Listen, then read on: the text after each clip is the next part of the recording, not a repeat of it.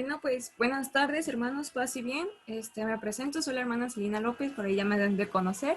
Y pues hoy tengo la dicha de compartir con ustedes este pequeño gran tema que es el de la redención. Creo que como católicos cristianos estamos quizás muy acostumbrados a escuchar sobre que todos hemos sido redimidos por el sufrimiento, la pasión de Cristo, pero pues creo que hoy es necesario saber o conocer este misterio, el por qué Cristo hizo tanto por nosotros. Y pues hoy es el día, ¿verdad? Vengo a compartirles un poco sobre este tema. Y pues primero quiero comentarles dos cosas. La primera es que por ahí van a estar escuchando quizás un poco el ruido del ventilador de la computadora. Lo siento. Y quizás no tenga como la mejor calidad de visión la grabación, pero pues voy a dar lo mejor de mí para ustedes. Y pues en segunda quiero pues invitarlos a que comencemos este tema con un momento de oración. Dicen que el que canta ora dos veces, así es que pues hoy quisiera compartir con ustedes un pequeño canto para dar comienzo a nuestro tema, para adentrarnos sobre estos misterios. Y pues los invito a ponernos en presencia del Espíritu Santo y escuchar este canto.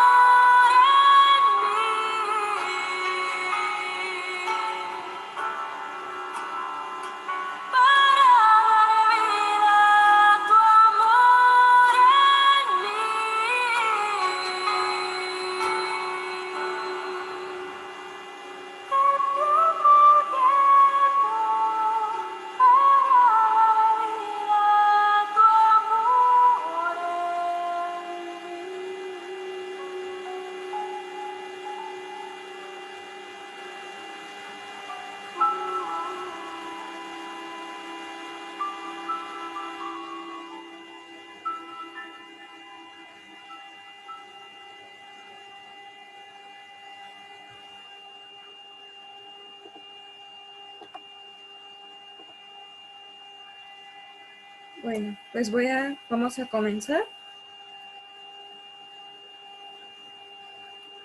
Todos sabemos que la redención nos vino por medio de Jesucristo.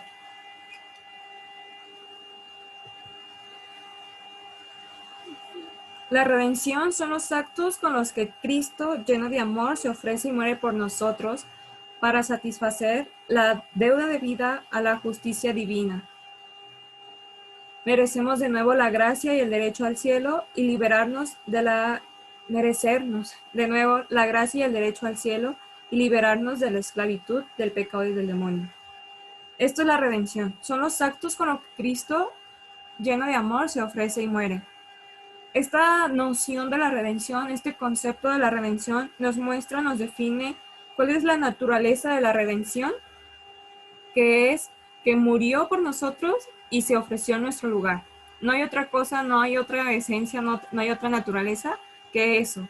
Cristo muere por nosotros y se ofrece en nuestro lugar. Pero tiene algunos efectos, los cuales son 3, el satisfacer, el merecer y liberarnos del pecado y del demonio. Y estos efectos nos llegan a nosotros. No son para Él, son para nosotros. Mediante estos 3 efectos, Jesucristo destruye los efectos del pecado que había producido en nuestra alma y consiguió el fin que se proponía con la redención. Pero creo que todos sabemos y hemos escuchado esta parte de que pues Cristo murió por nosotros, para librarnos del pecado, para quitarnos del pecado desde el origen de la creación, después de que Adán y Eva pecaron, pues nos cargábamos, ¿no? Por decirlo así. Pero nos deberíamos de preguntar para qué redimirnos, porque Cristo da tanto por nosotros. Hay 3 razones. Bueno, hay una sola razón por la cual Cristo hace todo esto, pero había 3 caminos que después de que el hombre cae, Dios podía tomar. ¿Cuáles eran estos 3 caminos? 1, el dejar abandonado al hombre a su desgracia. O sea, literal, pues ya cayeron en pecado, pues mucho gusto, pues ya no obedecieron lo que les había prometido, no creyeron en mí, pues ahí les va, ahí se ven, ¿no? Ahora sí, o sea, literal, Dios abandonará su creación y dejarlo que literalmente se muriera en su desgracia.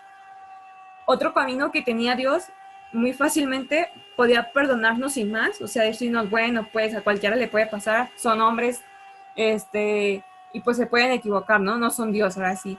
Y decirnos, pues sí, perdonarnos sin más, es decir, sin satisfacción adecuada, o sea, sin que hubiese un mérito, una satisfacción que dijera Dios, vale la pena el hacerlo, ¿no? Creo que el habernos dicho, pues ya, pues síganle, no hubiera tenido como un peso quizás en el hombre y quizás en cualquier otro momento pudo haber sucedido lo mismo y así se lo hubiera llevado, ¿verdad?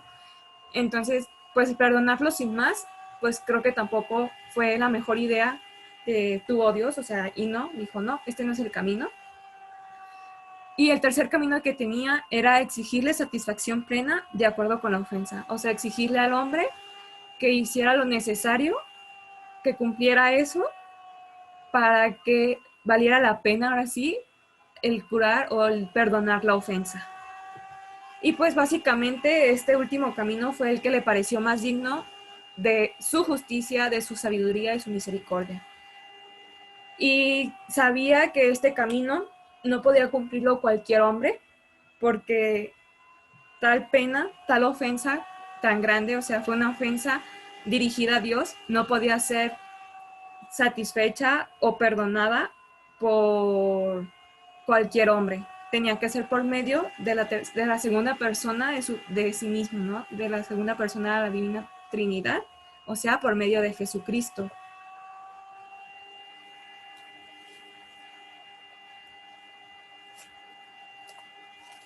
Y por medio de Jesucristo es que en efecto la reparación de una ofensa, pues como les decía, no se cumple con la sola creación de la ofensa, sino que requiere una satisfacción, y esta satisfacción debe procurarla al mismo culpable, o sea, un hombre.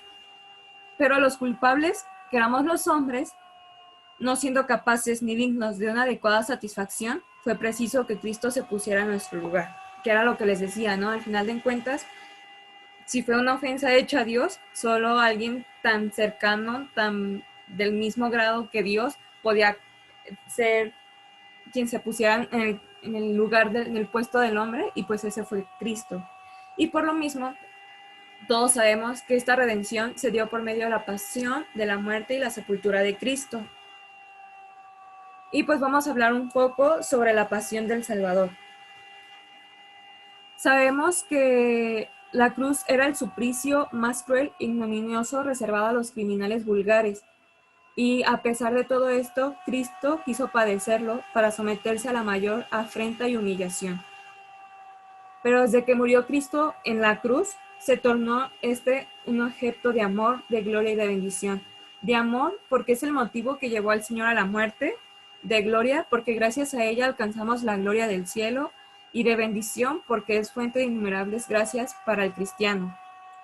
Pero a pesar de haber vivido este suplicio de la cruz, que era de los peores castigos que existían, que era el castigo reservado a los criminales, aparte de haber sufrido esta pasión, tuvo que sufrir todo su cuerpo, fue cruelmente herido, padeció todo aquello en lo que el hombre puede sufrir y padeció de todo tipo de hombres. Jesucristo padeció múltiples e intensos sufrimientos. Su cuerpo, la cabeza con la corona de espinas, las manos y los pies traspasados con clavos, la cara por las bofetadas y escupitajos, todo el cuerpo por la flagelación. Sufrió en el sentido del gusto por la hiel y el vinagre que le dieron, el olfato, pues el Gólgota era un lugar de calaveras, el oído por la blasfemia y las burlas, la vista al ver a su madre y al discípulo amado llorando. Los sufrimientos físicos de su pasión fueron sumamente intensos y crueles. Les voy a platicar sobre algunos de ellos. Por ejemplo, la flagelación, que ordinariamente se realizaba con varas espinosas y garfios de hierro, era dolorosísima. La piel se entumecía al principio, después se desgarraba y por último los azotes caían sobre la carne viva y despedazada. La coronación de espinas, otro de los sufrimientos que vivió Cristo, eran tan fuertes y agudas las espinas que penetraron profundamente en su santa cabeza. El nuevo desgarramiento de su carne, que suponía quitar los vestidos para la crucifixión al momento de que lo desnudaron, como estaban adheridos a la carne, al separarlos se abrían cruelmente todas las llagas. Así permaneció a la intemperie de los elementos durante las 3 horas de la crucifixión. El enclavamiento en la cruz fue un suplicio de inconcebible dolor. Los clavos, al penetrar sus manos y sus pies, desgarraron sus nervios y tendones y separaron sus huesos. La crucifixión permaneció varias horas en cruz, posición de sumo y muy dolorosa. Soportó todo el peso de su cuerpo en sus manos y pies taladrados, sin poderse mover, ni valer en ninguna forma, pues tenía impedidas de movimiento hasta sus manos. Y otro sufrimiento, la sed, causada por todo el desgaste físico y por sus muchas heridas y pérdida de sangre. Para el que tiene heridas, el mayor de los tormentos es el de la sed. También lo fue para Cristo. Y en esta parte de que padeció todo aquello en lo que el hombre puede sufrir, nos dice que sufrió traición de un discípulo, el abandono de los amigos, la negación de Pedro, padeció por las blasfemias pronunciadas en su contra, en su honor y gloria por las burlas y vilipendios en el proceso y en la misma muerte. En las cosas que poseía fue de ellas despojado, y por último en los dolores de su espíritu, la tristeza, el tedio y el temor. Pero también padeció de todo tipo de hombres. ¿A qué se refiere esto? Que de gentiles y judíos, de hombres y mujeres, de poderosos y plebeyos, de conocidos y desconocidos, o sea, todo tipo de hombres le negaron. El dolor interno fue intensísimo, pues lo causaban todos los pecados de los hombres, el abandono de sus discípulos, la ruina de los que causaban su muerte y por último, la pérdida de la vida corporal, que naturalmente es horrible para la vida humana natural. Y decía Santo Tomás de Aquino, apoyándose en el texto de Isaías que dice, mirad y ved si hay dolor como mi dolor. Explica por qué el dolor físico y moral de Cristo ha sido el mayor de todos los dolores. Creo que muchos hemos pasado por momentos dolorosos. Quizás un momento doloroso es el abandono, el olvido de un amigo, quizás otros hemos pasado por dolores pues físicos como son una enfermedad, pero vemos que Cristo no solo fue pues en cuerpo, sino fue también pues dentro del alma, ¿no? Dice, o sea, Cristo sufrió hasta el alma por el abandono y por todas estas cosas que vivió conforme a los que lo rodeaban, pero también padeció de todo tipo, ¿no? O sea, decíamos que reyes, sacerdotes, amigos, no conocidos, conocidos de todo tipo también lo negaron, ¿no? Entonces, creo que los sufrimientos de Cristo son una suma de todos los dolores que puede sufrir la humanidad.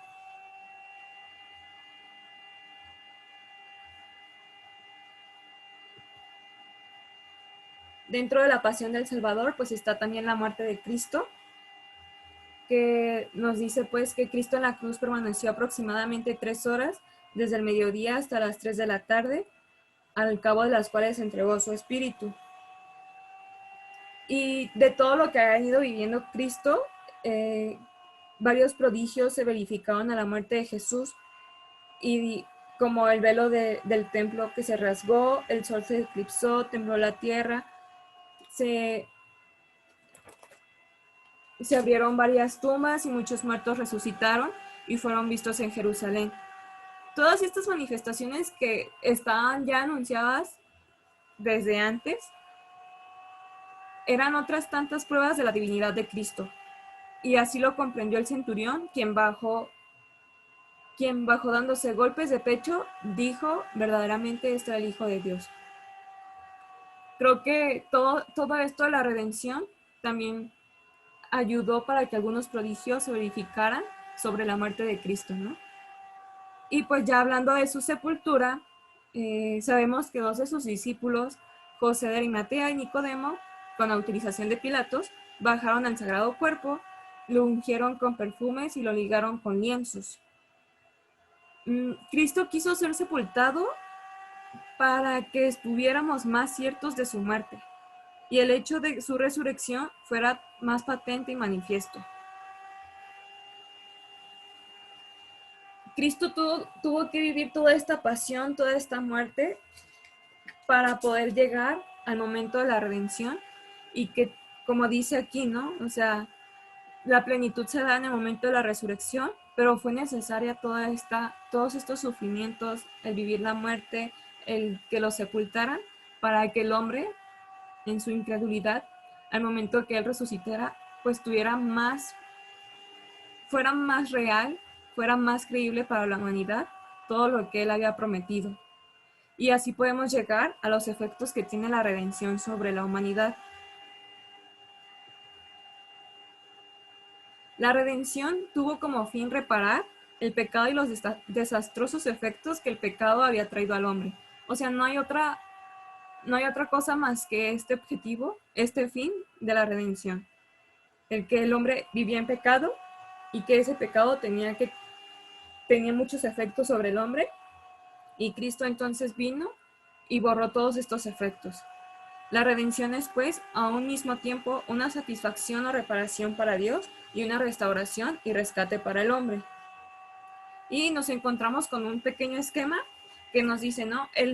Por el pecado, el hombre o el pecado es la ofensa a Dios que mancha el alma y la hace merecedora de una pena.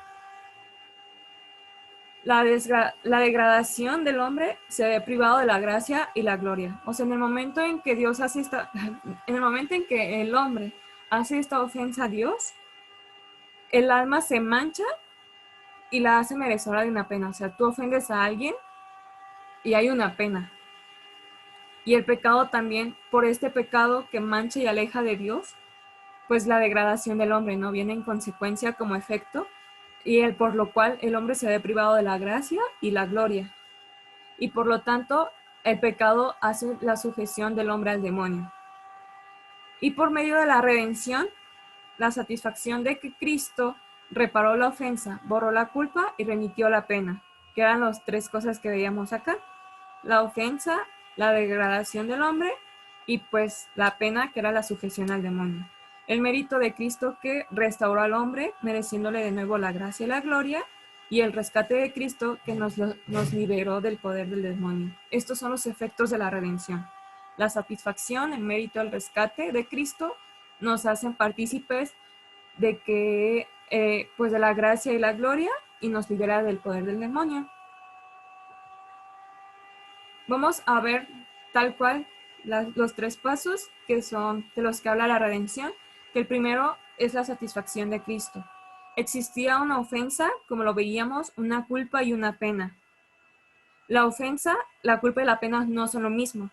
La ofensa es un agravio que se causa a Dios con el pecado. La culpa es la mancha que el pecado deja en el alma al despojarla de la gracia.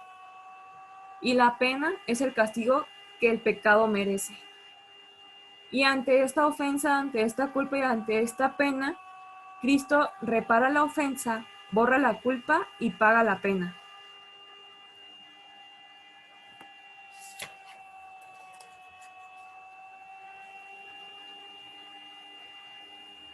Y por lo tanto podemos decir que la satisfacción de Cristo fue voluntaria, completa, condigna y superabundante. ¿Qué quiere decir esto?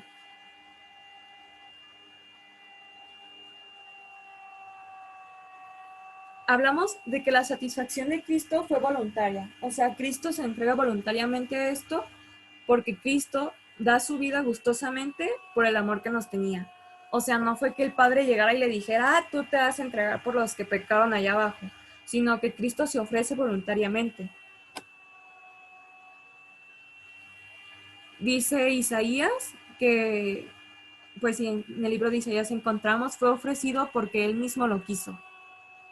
Y el mismo Jesucristo exclama, nadie me arranca la vida, sino que la doy por propia voluntad.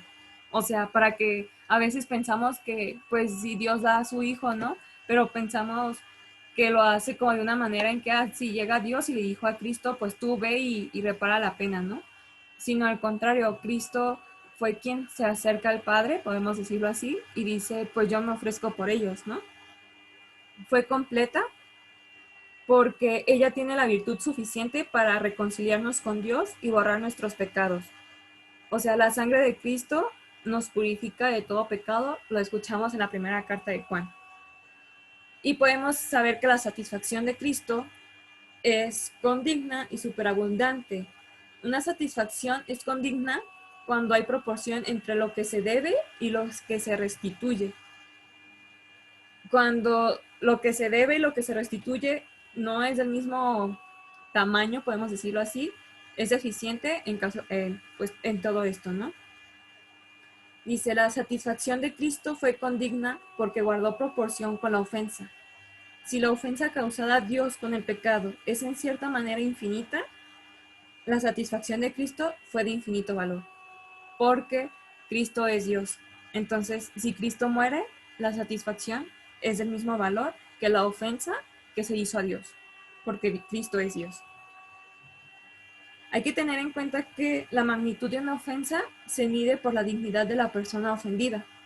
O sea, hace que si se ofende a Dios, pues la dignidad, la magnitud de la ofensa, pues es una magnitud de ofensas hecha hacia Dios, ¿no? O sea, es infinita.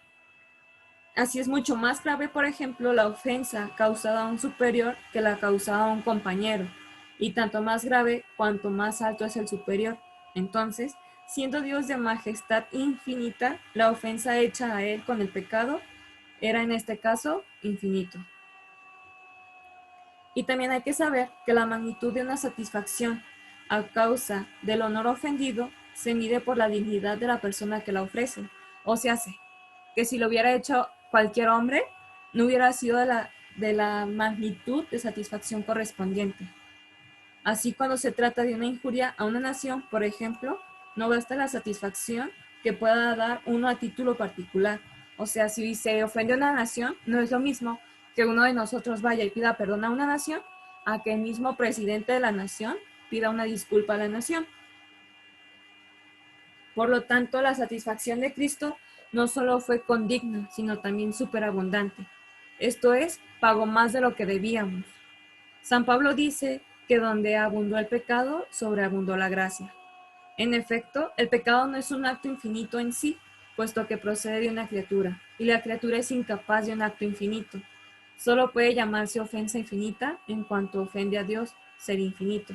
Por el contrario, cualquier acto del Hijo de Dios era infinito en sí, porque procedía de la persona del Verbo. O sea, solo el pecado, la pena, la ofensa, perdón, podía ser reparada por el mismo Dios, porque una ofensa infinita, del tamaño de magnitud infinita, que porque fue hecha Dios infinito, solo la podía borrar una persona de igual manera infinita. En este caso es Cristo.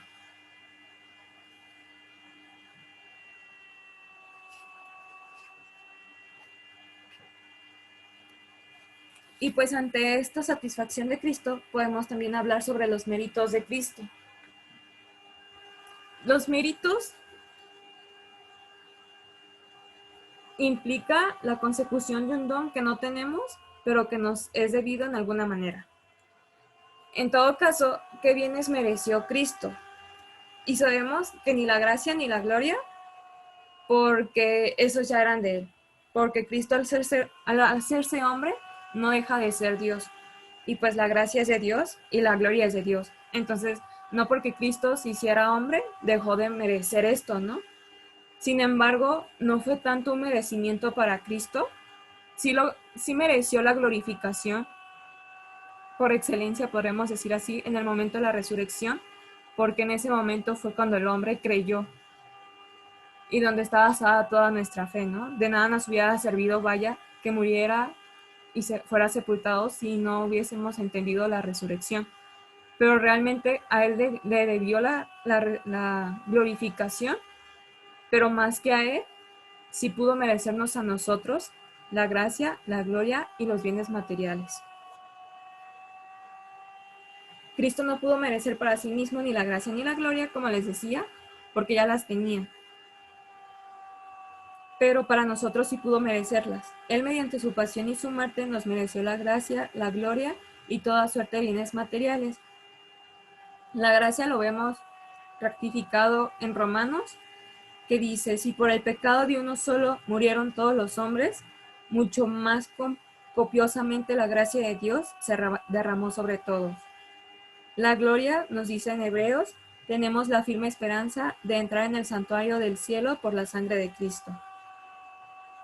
Y hablamos de todos los bienes materiales, como lo dice en Efesios, nos bendijo con toda suerte de bienes materiales en Jesucristo, y en Romanos lo vemos también, el que no perdonó a su propio Hijo, sino que lo entregó, ¿cómo será posible que no nos dé con él todos los bienes? Es pura gracia de Dios todos los merecimientos que tenemos. Pero ¿por qué Cristo pudo merecer algo por nosotros? Sabemos que los méritos, cuando hablamos de que alguien alcanzó algo, decimos fue por sus méritos, ¿no? Porque él lo alcanzó, él lo hizo, la persona trabajó por alcanzar eso, en lo que se glorifica o en lo que se goza, ¿no? Cuando, no sé, pensamos, voy a poner algo quizás muy a mi vida, cuando digo, no, es que saqué un 100 o un 90 en una materia, digo, pues fue por mis méritos porque yo me esforcé en alcanzar esa calificación, yo di todo lo que yo tenía para alcanzar esa calificación. Pero en este caso estamos hablando de que Cristo nos mereció. O sea, Cristo, al haber muerto, al haber vivido esa pasión, nos entregó algo a nosotros que en pocas palabras podríamos decir, ni siquiera tendríamos que merecer, porque no fuimos nosotros quienes sufrimos eso, sino que fue Cristo. Entonces, ¿por qué podemos decir que Cristo nos puede merecer a nosotros? Porque nosotros tenemos mérito sobre lo que Cristo hizo. Y pues San Pablo lo explica de dos maneras. La primera es que todos los cristianos formamos con Cristo un cuerpo místico, y en el cual Él es la cabeza y nosotros los miembros. Y es natural que los miembros participen de los bienes de la cabeza. Y pues Santo Tomás lo expresa también de esta manera, ¿no? La cabeza y los miembros pertenecen a la misma persona. Siendo pues Cristo nuestra cabeza, sus méritos no son extraños, sino que llegan hasta nosotros en virtud de la unidad del cuerpo místico. Creo que es esto algo demasiado profundo, porque a lo mejor a veces como cristianos pues nos hacemos merecedores solo por ser cristianos, ¿no? Y no vemos como quizás la profundidad de que lo merecemos porque somos parte del cuerpo de Cristo. Él es la cabeza y nosotros somos el cuerpo, pero eso implica que como cuerpo tengamos que responder hacia los méritos de Cristo, que eso también ahorita lo vamos a marcar. Pero yo decía, ¿no? O sea, si vemos un cuerpo normal, o sea, si vemos nuestro propio cuerpo, a lo mejor en el momento en que la cabeza se siente mal, pues todo el cuerpo se siente mal.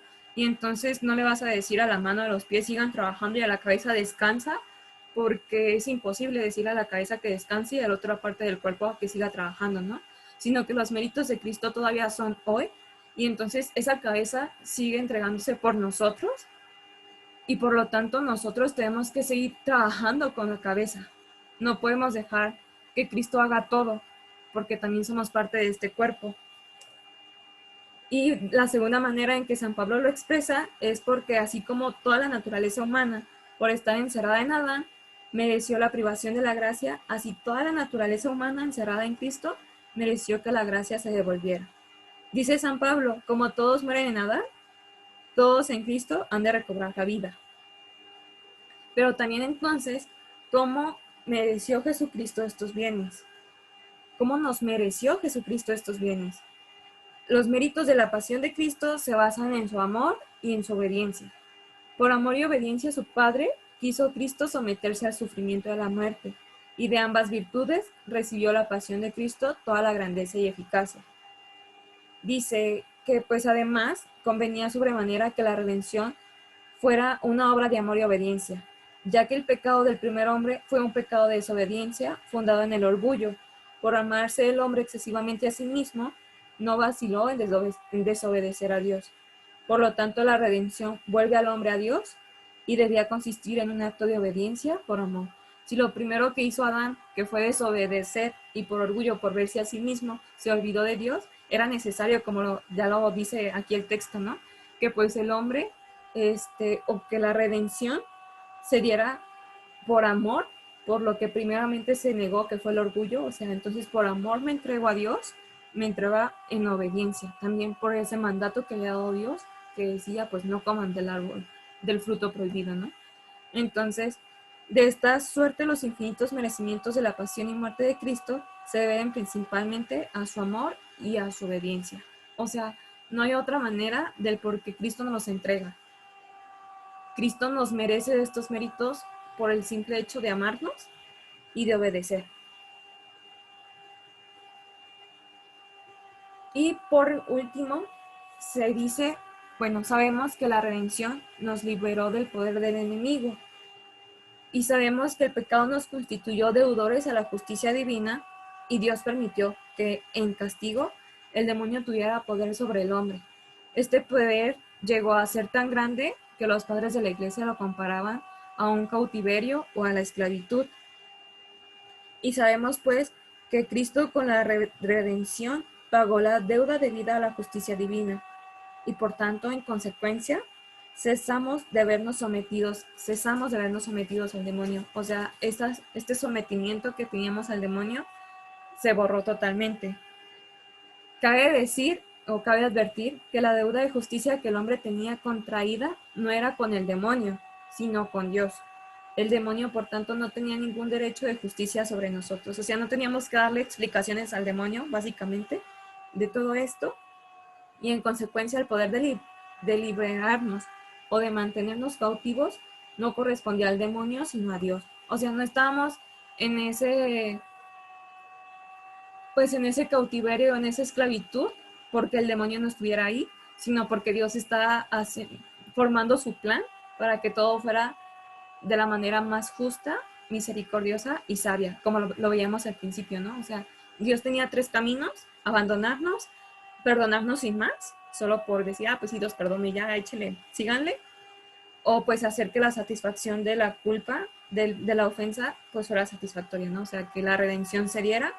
Y pues en esto fue Dios quien tomó la decisión y dijo, pues vamos a hacerlo de esta manera, ¿no? Vamos a buscar al Redentor.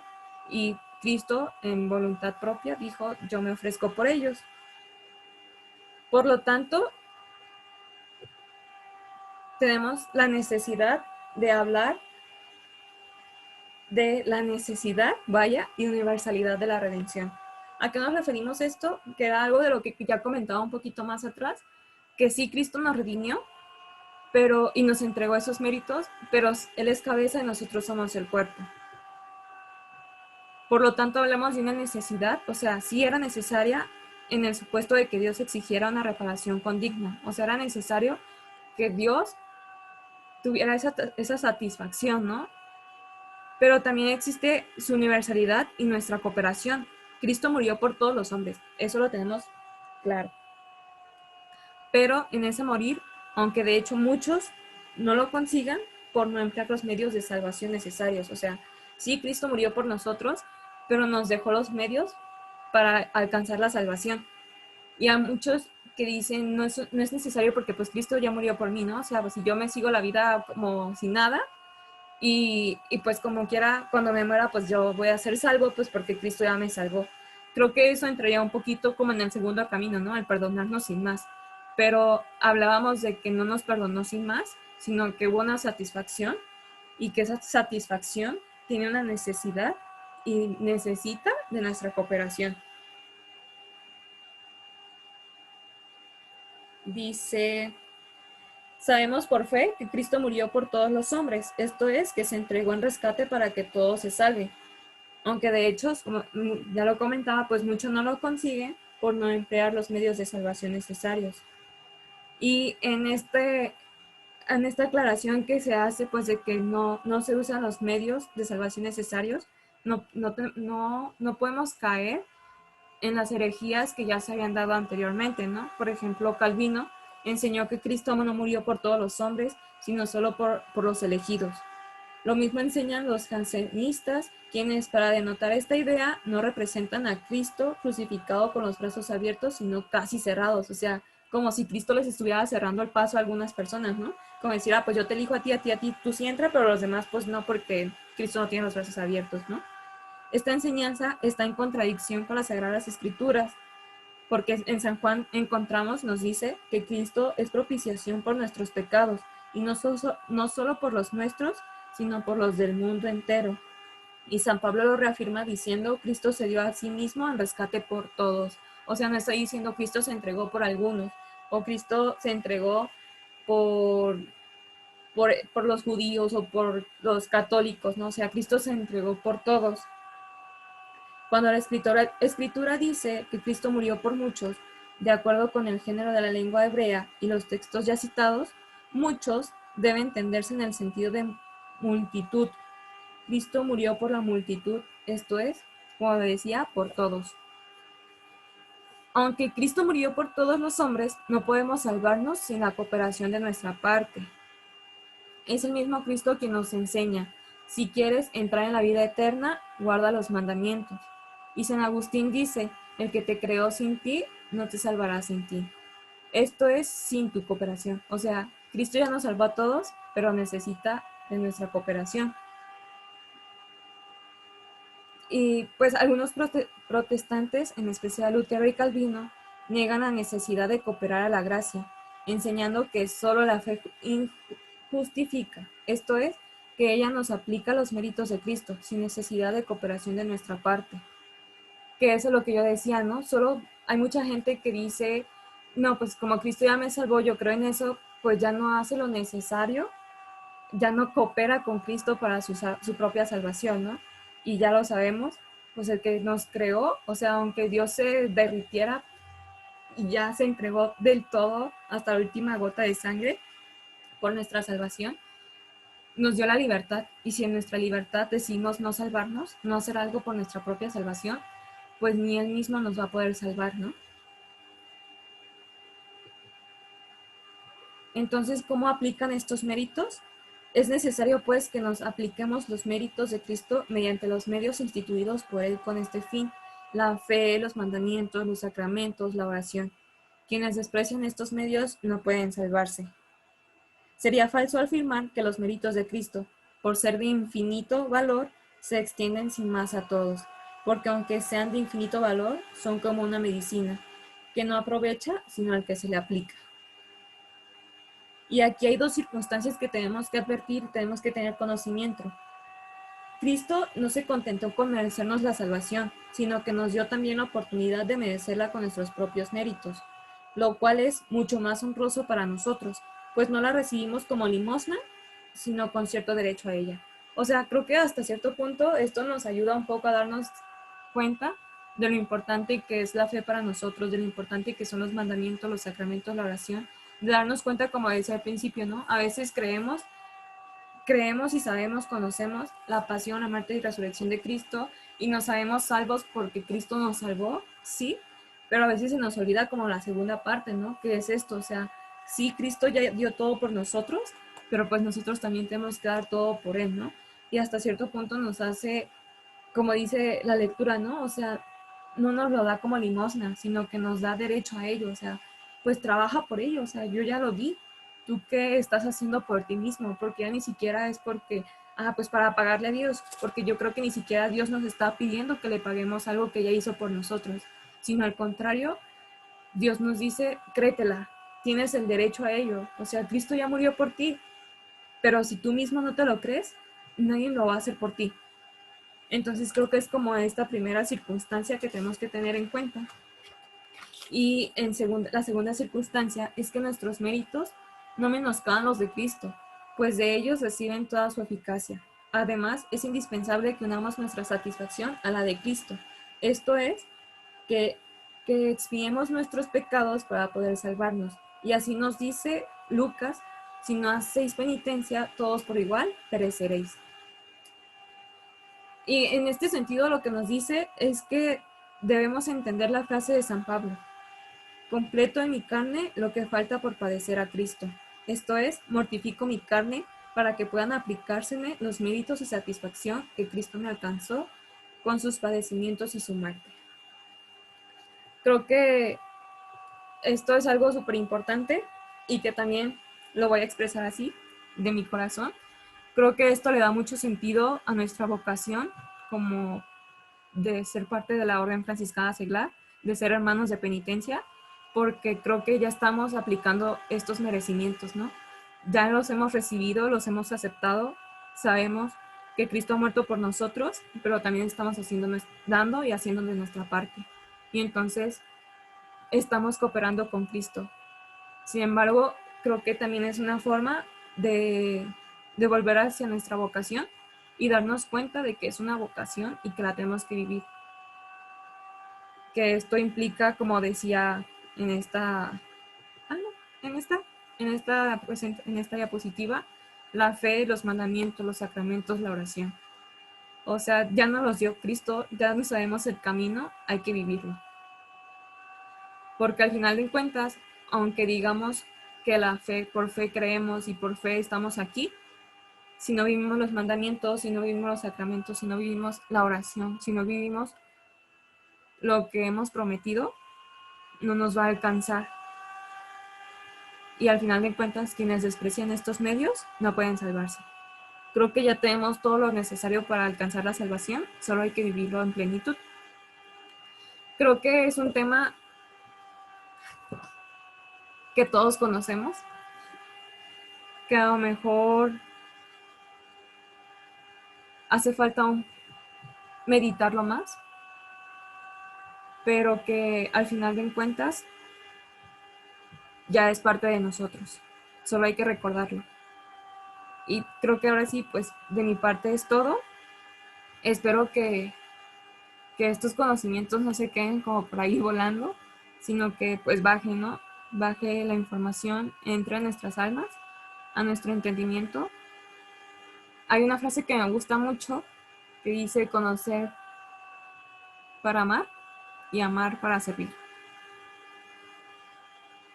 En lo personal puedo decir que cuando el hermano me pidió que grabara este tema y lo empecé a ver, yo decía, es que es algo que ya conocemos y a la vez es un tema, al menos para mí, complicado, porque ya no sabemos tan salvos, no del jabón, ya, perdón, pero que a veces olvidamos todo lo que vivió Cristo, ¿no? Y que a veces olvidamos el por qué nosotros tenemos que vivir esta penitencia, porque nosotros hemos elegido esta vida. Y creo que aquí está la respuesta, ¿no? Porque los méritos de los cuales ya nos hizo partícipes Cristo, también necesitamos participar en ellos. Es como decir, bueno, ya Cristo nos invitó, pero pues uno no vive la fiesta, que quizás puede ser la resurrección, sin aceptar la invitación, ¿no? Y la invitación es a vivir esta pasión, a vivir pues todo esto que nos ha dejado. Y pues creo que eso es lo que nos tiene que quedar como, o en lo personal me deja este tema, que si Cristo ya nos salvó, ya todos somos salvos, pero de nosotros depende también aceptar el llamarnos salvos y el vivirnos como salvos. Entonces, pues de mi parte es todo. Voy a cerrar con una pequeña oración. Y pues si tienen alguna duda, pues pueden escribirme o por ahí comentarle al hermano Víctor para que nos así con sus respuestas. Oh alto y glorioso Dios, ilumina las tinieblas de mi corazón. Dame una fe recta, esperanza cierta, caridad perfecta, sentido y conocimiento, Señor, para cumplir tu santa y veraz mandamiento. Amén. Pues muchas gracias, hermanos. Paz y bien.